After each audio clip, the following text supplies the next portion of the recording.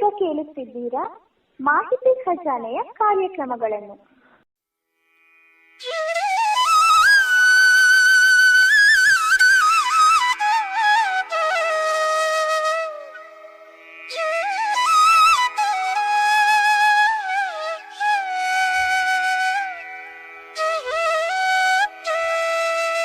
ಸಾಹಿತ್ಯ ಕಣಜ ಮಾಲಿಕೆಯಲ್ಲಿ ಆಯ್ದ ಕೆಲ ಕಾದಂಬರಿಗಳು, ಕಥೆಗಳು ನಿಮಗಾಗಿ ಪ್ರಸಾರವಾಗುತ್ತಿವೆ. ಮಂಗಳವಾರ, ಗುರುವಾರ ಹಾಗೂ ಶನಿವಾರಗಳಂದು ಚಾಚೂ ತಪ್ಪದೆ ವೀಕ್ಷಿಸಿ.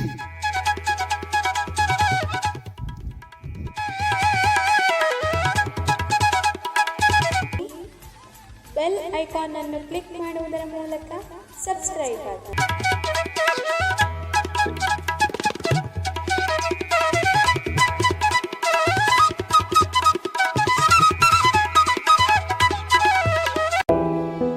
ಅಮರ ಪ್ರೇಮದ ಮಧು 19 ತುಂಬಿದ ಗೋಡೌನ್ ಆಗಿತ್ತು. ಒಂದು ಅಡಿಗೆ ಮನೆ, ಬಚ್ಚಲ ಮನೆ, ಶೌಚಗೃಹ. ಆ ಮನೆಯಲ್ಲಿ ವನಜಮ್ಮನ ತಮ್ಮ ಶ್ರೀನಿವಾಸರಾವ್ ಇದ್ದರು. ವನಜಮ್ಮನೆ ಬಾಡಿಗೆ ಇಲ್ಲದೆ ಆ ಮನೆಯನ್ನು ಕೊಟ್ಟು 1000 ರೂ ಸಂಬಳವನ್ನು ಕೊಡುತ್ತಿದ್ದಳು. ಆತನ 3 ಹೆಣ್ಣು ಮಕ್ಕಳ ಮದುವೆ ಸಮಯದಲ್ಲಿ ಸಹಾಯ ಮಾಡುವುದಾಗಿ ಹೇಳಿದ್ದಳು. ಅದರಂತೆ 2 ಹೆಣ್ಣು ಮಕ್ಕಳ ವಿವಾಹ ಸಮಯದಲ್ಲಿ 20,000 ರೂಗಳ ಸಹಾಯ ಮಾಡಿದ್ದಳು. ಶ್ರೀನಿವಾಸರಾಯ ಅವನ ಪತ್ನಿ ಪದ್ಮಾವತಿಯ ಪಾಲಿಗೆ ವನಜಮ್ಮ ಸಾಕ್ಷಾತ್ ದೇವತೆಯಾಗಿದ್ದಳು.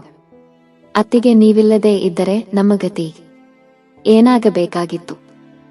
ನಿರುದ್ಯೋಗಿಯಾಗಿ ಅಲ್ಲಲ್ಲಿ ಪುಡಿ ಕೆಲಸ ಮಾಡತೊಳಲಾಡ್ತಿದ್ದ ನಮಗೆ ಒಂದು ಆಶ್ರಯ ನೀಡಿದಿರಿ, ಹೆಣ್ಣು ಮಕ್ಕಳ ಚಿಂತಾ ಬಗೆಹರಿಸಿದಿರಿ ಎನ್ನುತ್ತಿದ್ದಳು ಪದ್ಮಾವತಿ. ಇಲ್ಲಿ ಬಿಡಮ್ಮ, ನನಗೂ ಅಂಗಡಿ ಕೆಲಸಕ್ಕೆ ಒಬ್ಬ ಸಹಾಯಕರು ಬೇಕಾಗಿತ್ತು.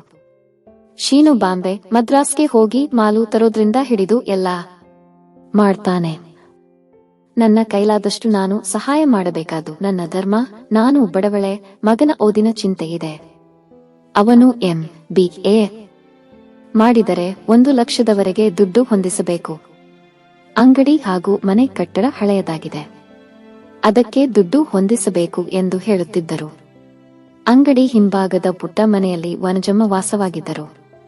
ಒಂದು ಪುಟ್ಟ ಹಜಾರದಲ್ಲೊಂದು ಕೋಣೆಯಲ್ಲೊಂದು ಡಬ್ಬಲ್ ಕಾಟ್, ಆ ವಿಶಾಲ ಮಂಚದಿಂದೀಚೆಗೆ ಹಜಾರದಲ್ಲಿ 4 ಕುರ್ಚಿ, 1 ಡೈನಿಂಗ್ ಟೇಬಲ್, ಕೋಣೆಯಲ್ಲಿ ಒಂದು ಬದಿಗೆ ಡಬ್ಬಲ್ ಕಾಟ್, ಇನ್ನೊಂದು ಬದಿಗೆ ಗೋಡೆಯಲ್ಲೇ ಅಳವಡಿಸಿದ ವಾರ್ಡ್ರೋಬ್ ಹಾಗೂ ಬೀರುಗಳು, ಇನ್ನೊಂದು ಭಾಗಕ್ಕೆ ಆತ್ಮರ. ಆ ಮಧ್ಯಮ ವರ್ಗದ ಜೀವನದಲ್ಲಿಯೂ ವನಜಮ್ಮ ಸುಖಜೀವಿ. ಶ್ರೀನಿವಾಸನ ಮೊದಲ ಮಗಳು ವಿವಾಹವಾಗುವವರೆಗೆ ಇಲ್ಲೇ ಇದ್ದಳು. ಬೆಳಿಗ್ಗೆ ಎದ್ದು ಗುಡಿಸಿ ಸಾರಿಸಿ ಕಾಫಿ ಮಾಡಿ ಆಕೆಯನ್ನೆಬ್ಬಿಸುವಳು. 7 ವನಜಮ್ಮ ಕಾಫಿ ಕುಡಿದು ಸ್ನಾನ ಮಾಡಿ ಒಂದು ಬಣ್ಣದ ಶಹಪುರು ಸೀರೆಯುಟ್ಟು ತುರುಬು ಕಟ್ಟಿ ಮೈತುಂಬಾ ಸೆರಗು ಹೊದ್ದು ಅಂಗಡಿಗೆ ಹೋಗಿ ಗಲ್ಲ ಪೆಟ್ಟಿಗೆ ಮೇಲೆ ಕೂಡುವಳು.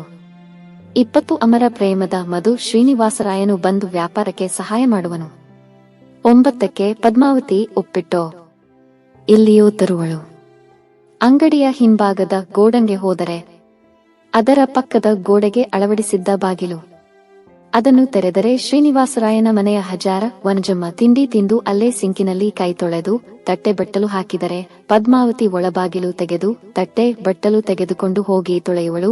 1 ಗಂಟೆಯವರೆಗೆ ಅಂಗಡಿಯಲ್ಲಿದ್ದು ನಂತರ ಬಾಗಿಲು ಹಾಕಿ ಮನೆಗೆ ಬರುವಳು. ಮನೆಯಲ್ಲಿ ಪದ್ಮಾವತಿ ಮಗಳು ಅಡಿಗೆ ಮಾಡಿರುತ್ತಿದ್ದಳು. 1-4 ಮಲಗಿದ್ದು ನಂತರ ಎದ್ದು ಮುಖ ತೊಳೆದು ಕಾಫಿ ಕುಡಿದು ಸೀರೆ ಬದಲಿಸಿ ಅಂಗಡಿಗೆ ಹೋಗುವಳು. 9 ಅಂಗಡಿಯಲ್ಲೇ ಇರುವಳು. ಮನೆಯ ಸಮಸ್ತ ಕೆಲಸ ಈ ಹುಡುಗಿಯದೇ, ಇಬ್ಬರದೇ ಕೆಲಸ. ಪುಟ್ಟ ಮನೆ ಆದ್ದರಿಂದ ಆ ಹುಡುಗಿಗೂ ಕೆಲಸ ಅಂತ ಕಷ್ಟವಿರಲಿಲ್ಲ. 2 ಹೊತ್ತು ಬಿಸಿ ಅಡುಗೆ ಆಗಬೇಕು. ವನಜಮ್ಮನಿಗೆ ಬೆಳಗಿನ ಅಡಿಗೆಗೆ ಅನ್ನ ಹುಳಿ ಪಲ್ಯ ಉಳಿದರೆ ಹೋಗಿ ನಿಮ್ಮಮ್ಮನಿಗೆ ಕೊಟ್ಟು ಬಿಡು ಎನ್ನುವಳು. ಸುರಿಯುವ ನೀರಿನಲ್ಲಿ 2 ಬಟ್ಟೆ ಒಗೆದು ಪಾತ್ರೆ ತೊಳೆದು ಮನೆ ಗುಡಿಸಿ ಸಾರಿಸಿ ಶುಚಿಯಾಗಿ ಇಟ್ಟಿರುತ್ತಿದ್ದಳು ಪದ್ಮಾವತಿ. ತಮ್ಮ ಮನೆ ಬಡ ಊಟಕ್ಕಿಂತ ಇಲ್ಲಿನ ಹಾಲು, ಮೊಸರು, ತುಪ್ಪ, ತರಕಾರಿಯ ಊಟ ಚೆಂದವೆಂದು ಅವಳಿಗೂ ಹಿಗ್ಗು. ಒಳ್ಳೆ ಸೀರೆ ಬಟ್ಟೆ ತೆಗೆಸಿಕೊಟ್ಟು ಕೈಖರ್ಚಿಗೆ 30 ರೂ ಕೊಡುವಳು. ಆ ಹುಡುಗಿಗೆ ಗಂಡು ಗೊತ್ತಾದರೆ 20,000 ರೂ ವಿವಾಹಕ್ಕೆ ಕೊಡುವೆನೆಂದು ಹೇಳಿದ್ದಳು. ಮೊದಲನೇ ಹುಡುಗಿ ವಿವಾಹವಾಗಿ ಹೋದ ಮೇಲೆ 2ನೆಯ ಹುಡುಗಿ ವಿವಾಹವಾಗುವವರೆಗೆ ಎಂದು ದುಡಿಯಲು ಬಂದಳು. ಅವಳು ವಿವಾಹವಾಗಿ ಹೋದ ಮೇಲೆ 3ನೇ ಹುಡುಗಿ ಸುಜಾತ ಈಗ ಕೆಲಸಗಾತಿಯಾಗಿದ್ದಳು. ನೆಂಟರೆಲ್ಲ ಹೋದ ಮೇಲೆ ಆ ಪುಟ್ಟ ಮನೆಯಲ್ಲಿ ತಾಯಿ ಮಗ 2 ಉಳಿದರು. ಏನು ವಿಷಯ ರಾಜು? ಆ ಹುಡುಗಿ ಏಕೆ ಬರಲಿಲ್ಲ? ತಾಯಿ ಮುಂದೆ ಯಾವುದೂ ಮುಚ್ಚಿಟ್ಟು ಅಭ್ಯಾಸವಿಲ್ಲ. ರಾಜಸಿಂಹನಿಗೆ ಅವರ ಮನೆ ಕಥೆಯೆಲ್ಲ ಹೇಳಿದ. ಅವಳ ತಾಯಿ ವಿಷಯ ಕೇಳೇ ಆಶ್ಚರ್ಯ ಆಯಿತು. ಡೈವೋರ್ಸ್ ಒಂದು ತಗೊಂಡಿಲ್ಲ ಗಂಡನಿಂದ. ಆದರೆ ತುಂಬಾ ಸ್ವತಂತ್ರವಾದಿ, ಯಾವಾಗಲೂ ಬಾಂಬೆಲಿರಾಳೆ, ಗಂಡನ ಹಿತ ಗಮನಿಸೋ ಹೆಂಗಸು. ಅಮರ ಪ್ರೇಮದ ಮಧು 21 ಅಂತ ಹೆಂಗಸಿನ ಮಗಳು ಅಂದ ಮೇಲೆ ಇವಳ ವಿಚಿತ್ರಗಳೇನೇನಿರುತ್ತೋ ಎಂದ. ವಂಜಮ್ಮ ವಿಚಾರ ಪರವಶರಾಗಿ, ಏಕೆ 2 ವರ್ಷದಿಂದ ಒಡನಾಟ ಇದೆ ಅಂತೀಯೆ, ಅವಳ ಗುಣ ಸ್ವಭಾವ ಗೊತ್ತಿಲ್ವಾ ಎಂದರು. ನೋಡಮ್ಮ, 3 ವರ್ಷ BCom ಜೊತೆಗೆ CA ಫೌಂಡೇಶನ್ ಕೋರ್ಸ್ ಮುಗಿಸುವಾಗ ನನ್ನ ಗುರಿ ಎಲ್ಲ ಓದಿನ ಮೇಲಿತ್ತು. ಆಗ ಇವಳು ಗೆಳತಿಯ ಮನೆ ಅಂತ ನಾವಿದ್ದ ಮಾಲೀಕರ ಮನೆಗೆ ಬರೋಳು. ನಮ್ಮದೇ ಕಾಲೇಜಿನ ಹುಡುಗಿ, ಕ್ಲಾಸ್ಮೇಟ್ ಬೇರೆ. ಆದರೆ ಅವಳಿಗೆ CA ಫೌಂಡೇಶನ್ ಕೋರ್ಸ್ ಇರಲಿಲ್ಲ, ಬರೀ BCom ತಿಳಿಯದ್ದು ಹೇಳಿಕೊಡಿ ಅಂತ ತಿಂಗಳಿಗೊಮ್ಮೆ ಬರೋಳು. ತುಂಬಾ ಬ್ರಿಲಿಯಂಟ್. ನನಗೂ ರಿವಿಷನ್ ಆದ ಹಾಗೆ ಆಗತ್ತೆ ಅಂತ ಎಲ್ಲ ಎಕ್ಸ್ಪ್ಲೇನ್ ಮಾಡ್ತಿದ್ದೆ. ಮುಂದೆ ನಾನು BComನಲ್ಲಿ ಫಸ್ಟ್ ಬ್ಯಾಂಕ್ ಬಂದೆ. CA ಫೈನಲ್ ಮುಗಿಸೋ ಈ 2 ವರ್ಷದುದ್ದ ಅವರಪ್ಪನ ಕೆಲವು ಫ್ಯಾಕ್ಟರಿಗಳು ಆರಿಸಿಕೊಂಡಿದ್ದ. ಆತ ಬೇರೆ ಬೇರೆ ಕೆಲವು ಫ್ಯಾಕ್ಟರಿಗಳಿಗೆ ಶೇರ್ ಪಾರ್ಟ್ನರ್ ಇದ್ದಾರೆ. ಇವಳು MComಗೆ ಓದು ಮುಂದುವರಿಸಿದಳು. ವಾರಕ್ಕೊಮ್ಮೆ ಬರತೊಡಗಿದಳು.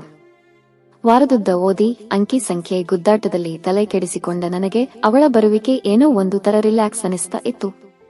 ಅತ್ಯಂತ ಶ್ರೀಮಂತರ ಈ ಚೆಲುವಿನ ಹುಡುಗಿ ನನ್ನನ್ನೇ ಹುಡುಕಿ ಬಾಳಲ್ಲ ಅಂತ ಏನೋ ಒಂದು ಬಗೆ ಸಂತೋಷವಿತ್ತು. ತುಂಬಾ ಶ್ರೀಮಂತ ತಂದೆ ತಾಯಿಗಳ ಏಕಮಾತ್ರ ಪುತ್ರಿ. ಅತ್ಯಂತ ಚೆಲುವೆ, ಸಿಕ್ಕಾಪಟ್ಟೆ ಬ್ರಿಲಿಯಂಟ್. ಅಷ್ಟೇ ನನಗವಳ ಬಗ್ಗೆ ಗೊತ್ತಿದ್ದಿದ್ದು ಒಂದೊಂದು ನಾನೇ, ನೀವು ಶ್ರೀಮಂತರಾಗಿ ಓದು ವಿದ್ಯೆಗೆ ಏಕೆ ಇಷ್ಟೊಂದು ಕಷ್ಟಪಡ್ತೀರಿ, ನಾವಂತೂ ಮಧ್ಯಮ ವರ್ಗದವರು, ಓದೇ ನಮಗೆ ಸರ್ವಸ್ವ ಎಂದೆ. ಅವಳು ಒಪ್ಪದೆ, ಹಾಗಲ್ಲ ರಾಜ್, ಅಪ್ಪನ ಶ್ರೀಮಂತಿಕೆ ಅನುಭವಿಸ್ತಾ ಸೋಫಾ ಮೇಲೆ ಕೂತು ವಿಡಿಯೋ ನೋಡ್ತಾ ಕೇಸರಿ ಬಾತ್ ತಿನ್ನುತ್ತಾ ಕಾಲ ಕಳೆಯಲಾರೆ. ನನಗೆ ಕ್ರಿಯಾತ್ಮಕ ಬದುಕು ಬೇಕು. ಅಪ್ಪ ಕಟ್ಟಿದ ಸಾಮ್ರಾಜ್ಯಕ್ಕೆ ಒಬ್ಬ ಸಾಮ್ರಾಜ್ಞೆಯಾಗಿ ಉದ್ದಿಮೆಗಳನ್ನು ಈಗಿನದಕ್ಕಿಂತ ಅಭಿವೃದ್ಧಿಪಡಿಸ್ತೀನಿ ಅಂತಿದ್ದಳು.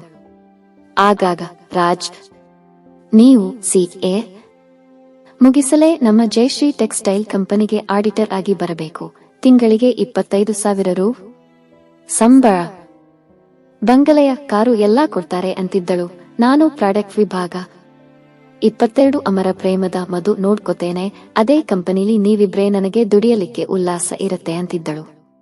ನಿಮ್ಮ ತಂದೆ ನನ್ನ ನೋಡಿಲ್ಲವಲ್ಲ ಎಂದೆ. ಆದರೆ ನಿಮ್ಮ ಬಗ್ಗೆ ಕೇಳಿದ್ದಾರೆ. ನೀವು CA ಸ್ಟೂಡೆಂಟ್ ಆಗಿ ಪ್ರಾಜೆಕ್ಟ್ ವರ್ಕ್ಗೆ ನಮ್ಮ ಕಂಪನಿಗೆ ಬಂದಿದ್ದಿರಲ್ಲ.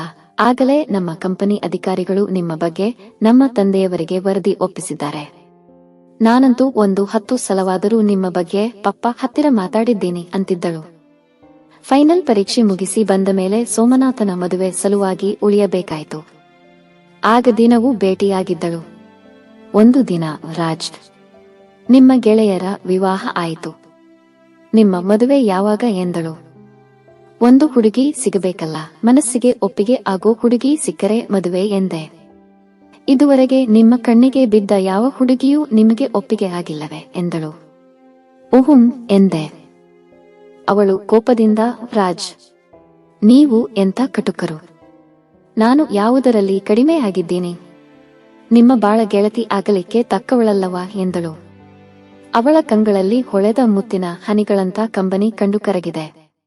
ಜಯಶ್ರೀ, ನಾನೆಲ್ಲಿ, ನೀವೆಲ್ಲಿ, ನೀವು ಆಕಾಶದಲ್ಲಿ ಅರಳಿದ ಕಮಲ, ನಾನು ಭೂಮಿಯ ಭ್ರಮರ ಎಂದೆ. ನಾನು ನಿಮ್ಮನ್ನು ಪ್ರೀತಿಸುತ್ತೇನೆ. ತಂದೆಯವರಿಗೂ ನಾನು ನನ್ನ ಮನಸ್ಸು ತೆರೆದು ಹೇಳಿದ್ದೀನಿ. ಈಗ ನಮ್ಮ ಪಪ್ಪಾಗೂ ಆರೋಗ್ಯ ಚೆನ್ನಾಗಿಲ್ಲ. 2 ತಿಂಗಳಲ್ಲಿ ವಿವಾಹ ಮುಗಿಸಿ ಅಮೆರಿಕಾಗೆ ಹೋಗ್ತಾರೆ. ಅಲ್ಲಿ ಯಾವುದೋ ನರ್ಸಿಂಗ್ ಹೋಮ್ನಲ್ಲಿ 1 ವರ್ಷ ವಿಶ್ರಾಂತಿ ತಗೋತಾರೆ ಎಂದಳು. ಮಾರನೆಯ ದಿನ ಅವರಪ್ಪನ್ನ ಭೇಟಿಯಾಗಿದ್ದೆ. ಅವಳು MCom ಮುಗಿಸಿ ಇದ್ದಾಳೆ. ನೀನು CA ಮುಗಿಸಿದ್ದಿ. ಇಬ್ಬರು ತುಂಬಾ ಬ್ರಿಲಿಯಂಟ್ಸ್ ಇದ್ದೀರಿ.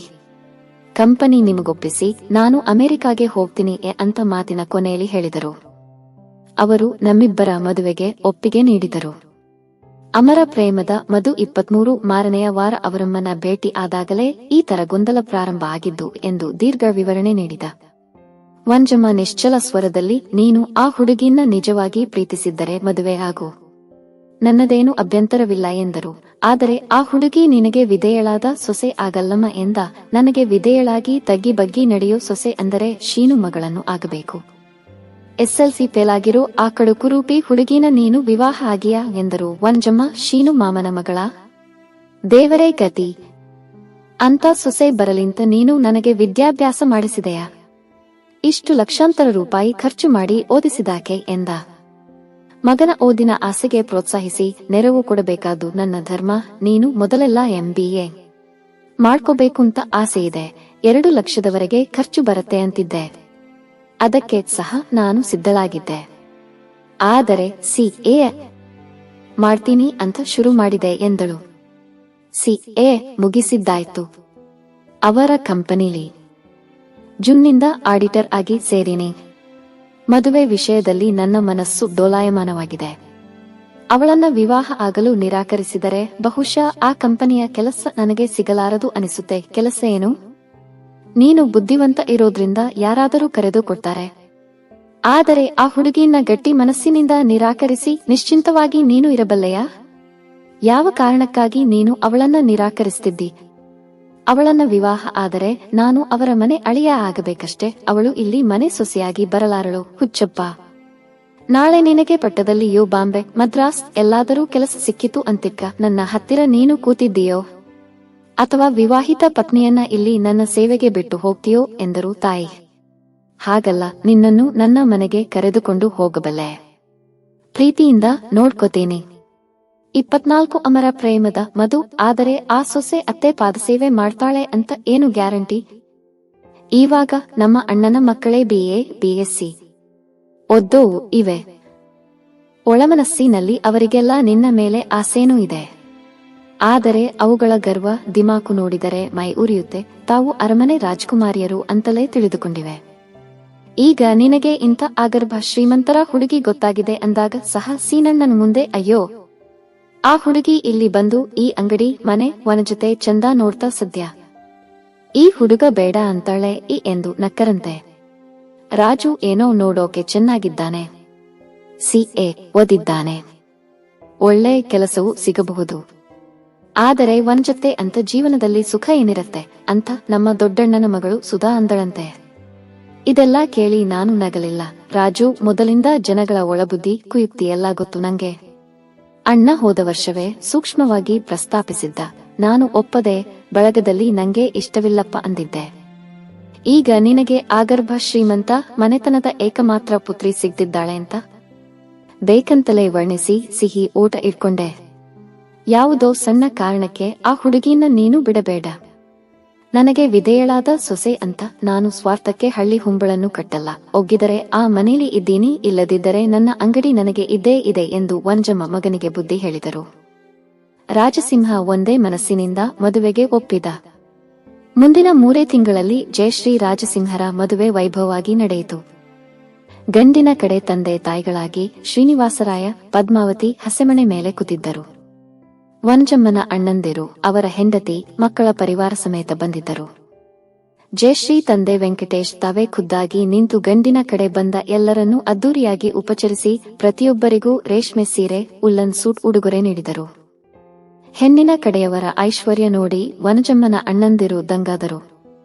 ಬಾಯ್ತುಂಬ ರಾಜಸಿಂಹನನ್ನು ಅಭಿನಂದಿಸಿ, ಒಳ್ಳೆ ಅದೃಷ್ಟವಂತನಪ್ಪ, ಅಪ್ಸರೆಯಂತ ಹೆಂಡತಿ, ಕುಬೇರನಂತ ಮಾವ, ಎಂತ ಶ್ರೀಮಂತರು.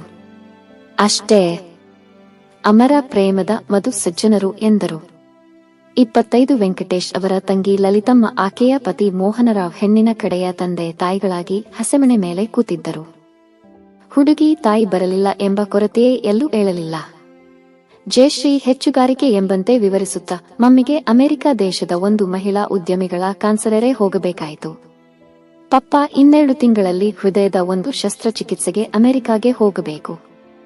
ಹೀಗಾಗಿ ಮದುವೆ ಮಮ್ಮಿಯ ಅನುಪಸ್ಥಿತಿಲೇ ನಡೀಬೇಕಾಯ್ತು ಎಂದು ವಿವರಿಸಿದಳು. ವಿಶಾಲ ಹಜಾರದಲ್ಲಿದ್ದ ಒಂದು ರೂಮ್ ತೋರಿಸಿ ವೆಂಕಟೇಶ್ ಅವರು ವನಜಮ್ಮನಿಗೆ ಹೇಳಿದರು, ಇಲ್ಲೇ ನೀವು ಇಬ್ಸಿಡಿ ತಾಯಿ, ನಾನು ಅಮೆರಿಕಾಗೆ ಹೋಗ್ತಿದ್ದೀನಿ. ಜಯಶ್ರೀಗೆ ಚಿಕ್ಕಂದಿನಿಂದ ನಮ್ಮಣ್ಣ ಹಾಗೂ ನನ್ನ ತಂಗಿ ಸ್ವಂತ ಮಗಳ ಹಾಗೆ ಕಾಪಾಡ್ತಿದ್ದಾರೆ. ಮನೆಗೊಬ್ಬ ಹಿರಿಯರಾಗಿ ನೀವು ಇಲ್ಲೇ ನೆಲೆಸಿದರೆ ಸಂತೋಷ ಎಂದರು. ವನಜಮ್ಮ ತಮ್ಮನಿಗೆ ಅಂಗಡಿ ಒಪ್ಪಿಸಿ ಇಲ್ಲಿ ಬಂದು ನೆಲೆಸಿದರು. ಆದರೆ ಲಲಿತಮ್ಮನಿಗೆ ವನಜಮ್ಮನಿಗೆ ಸರಿ ಹೋಗಲಿಲ್ಲ. ಲಲಿತಮ್ಮನಿಗೆ ಅದೇ ಊರಿನಲ್ಲಿ ಸ್ವಂತ ಮನೆ ಇತ್ತು. ಗಂಡ ಮೋಹನ್ ರಾವ್ ಏನೋ ಜಯಶ್ರೀ ಟೆಕ್ಸ್ಟೈಲ್ಸ್ನಲ್ಲಿ ದುಡಿಯುತ್ತಿದ್ದರು. ಮೊದಲಿಂದ ಅವರೆಲ್ಲ ಇಲ್ಲೇ ಇದ್ದರು.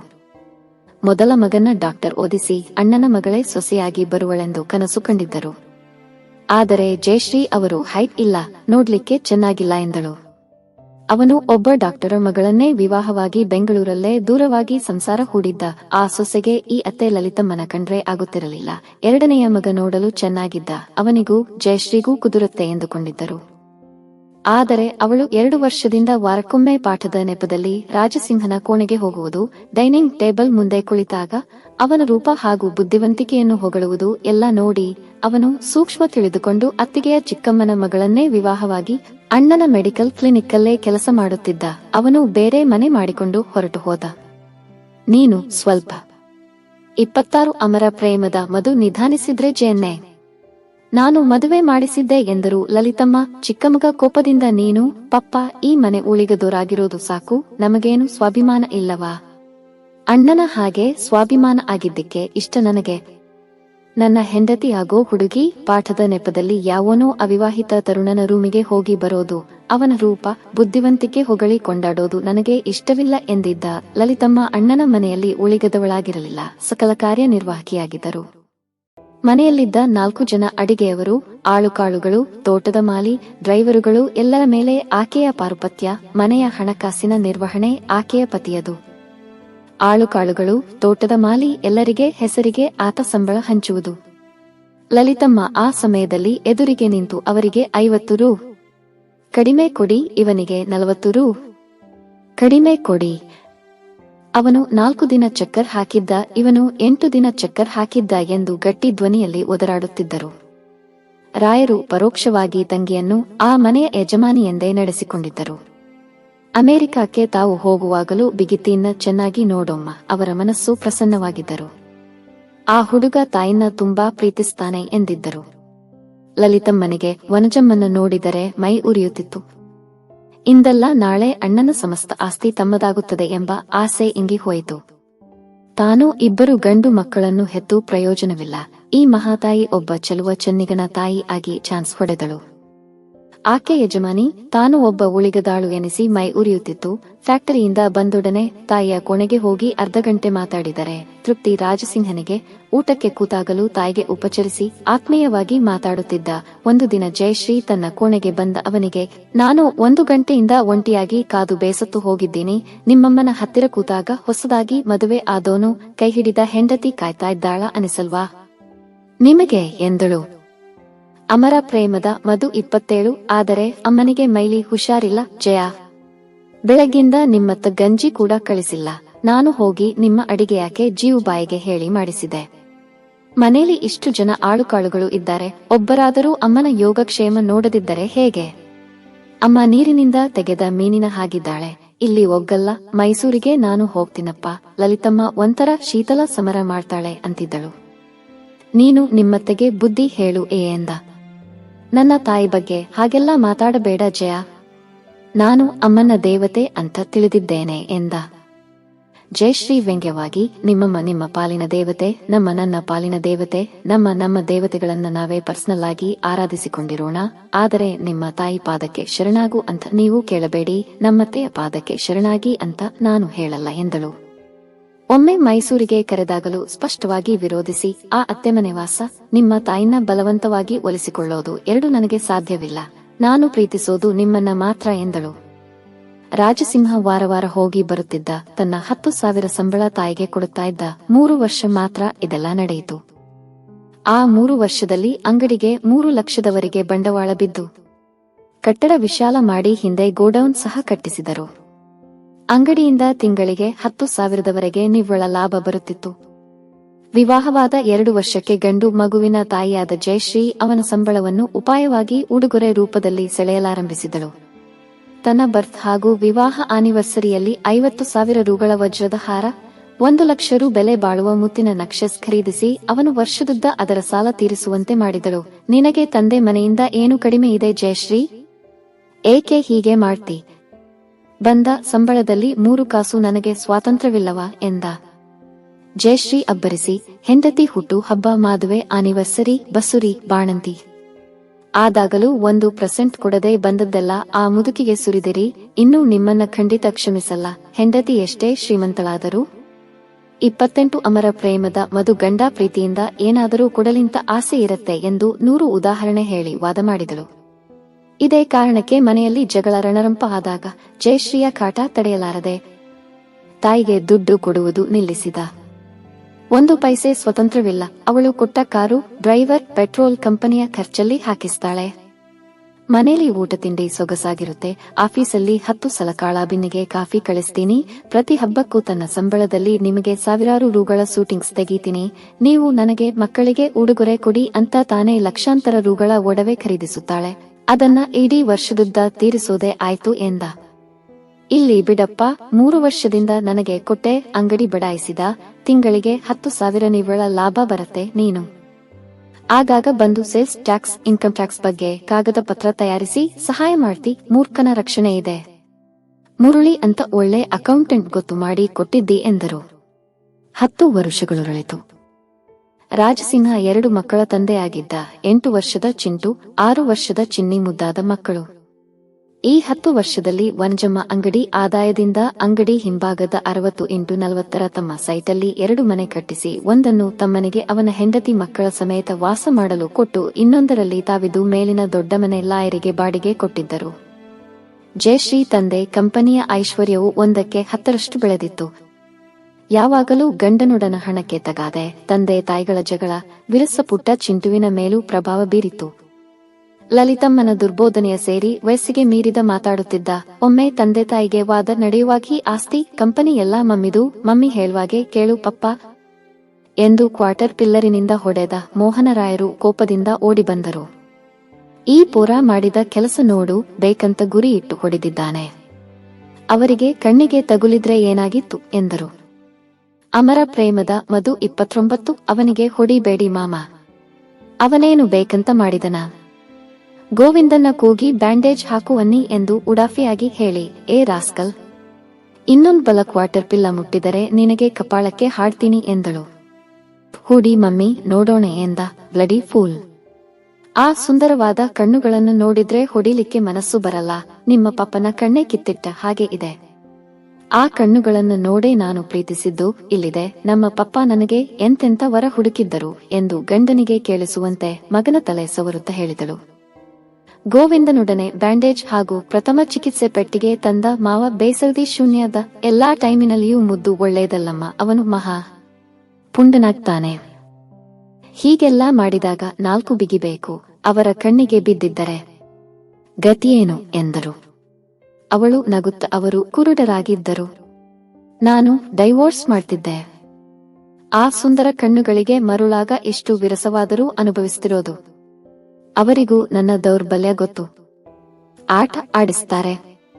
ಈಗಲೂ ಮದುವೆಯಾಗಿ 10 ವರ್ಷ ಆದರೂ ನನ್ನ ಕೆಲವರು ಎಷ್ಟು ಆರಾಧಿಸ್ತಾರೆ ಎಂದರೆ ನಾನು ನಡೆದ ನೆಲಚುಂಬಿಸಲು ಸಹ ಸಿದ್ಧರಿದ್ದಾರೆ. ಈ ಮನುಷ್ಯ ನೋಡಿದರೆ ನನ್ನ ಯಕಾಶ್ಚಿತ್ ಅಂತ ತಿಳಿದಿದ್ದಾರೆ ಎಂದು ಸಿಕ್ಕಾಪಟ್ಟೆ ಒದರಾಡಿದಳು. ಅನಂತರ ಸಿಡುಗುಟ್ಟುತ್ತ ಕಾಲ